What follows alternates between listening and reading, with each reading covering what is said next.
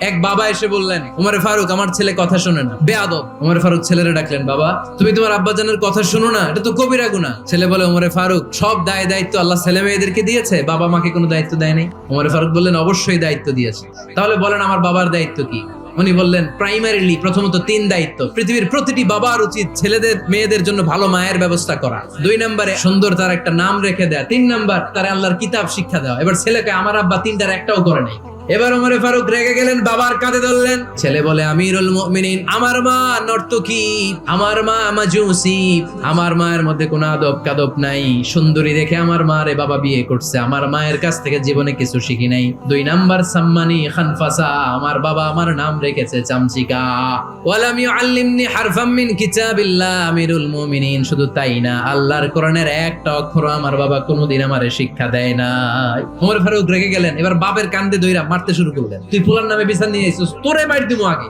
ওমরে ফারুক যখন খলিফা, দিনের বেলায় যদি রাষ্ট্রে কোনো নিয়ম জারি করতেন, দিনের বেলায় জনগণকে কোনো বিষয়ে যদি নিষেধ করতেন, রাত্রে বেলায় খাওয়ার সময় ফ্যামিলি মেম্বারদের সবাইকে বলতেন, এই দিনের বেলা আমি জনগণকে এই কাজ করতে নিষেধ করেছি, তোমরা আমার ফ্যামিলি মেম্বার, খবরদার তোমরা এই কাজ করো না। জনগণ করলে যতটুকু শাস্তি, তোরা করলে পাবি ডবল শাস্তি। আমাদের নেতারা ওই বাড়ির বিচার করে, ওই বাড়ির মাইয়ার বিচার, ওই বাড়ির পোলার বিচার, নিজের পোলা গাঞ্জা টানে আসে না নাই, নিজের মেয়ে অপরাধ করে আসে না নাই।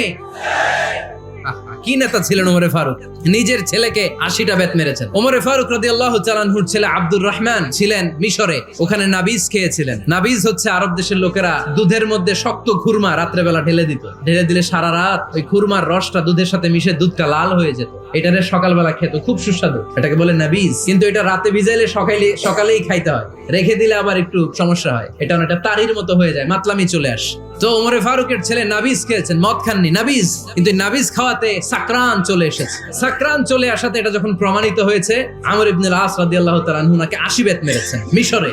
নিয়ম হচ্ছে সবার সামনে, কিন্তু সবার সামনে না মেরে একটু গোপনে মেরেছে। এই তথ্য যখন ওমরে ফারুকের কাছে এসেছে, উনি বললেন, না, মারতে হবে সবার সামনে, আলাদা মারলা কেন? ও মদিনায় ফিরে আসলে আমি আবার 80টা মারব। মদিনায় ফিরে আসার পরে সাইয়েদনা ওমরে ফারুক ওই আগের 80টারে আর ধরেন নাই, নিজ হাতে আবার 80টা বেত মেরেছেন।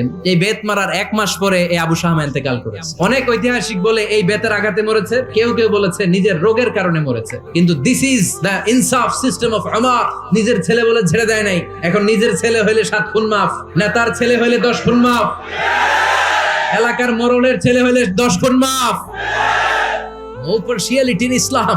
ইসলামে পার্সিয়ালিটি নাই। আপনি নেতার ছেলে হন, আপনি বিজনেস ম্যাগনেটের ছেলে হন, আপনি যেই হন না কেন, ইসলামের দৃষ্টিতে সবাই সমান। চিল্লায় বলেন ঠিক কি না?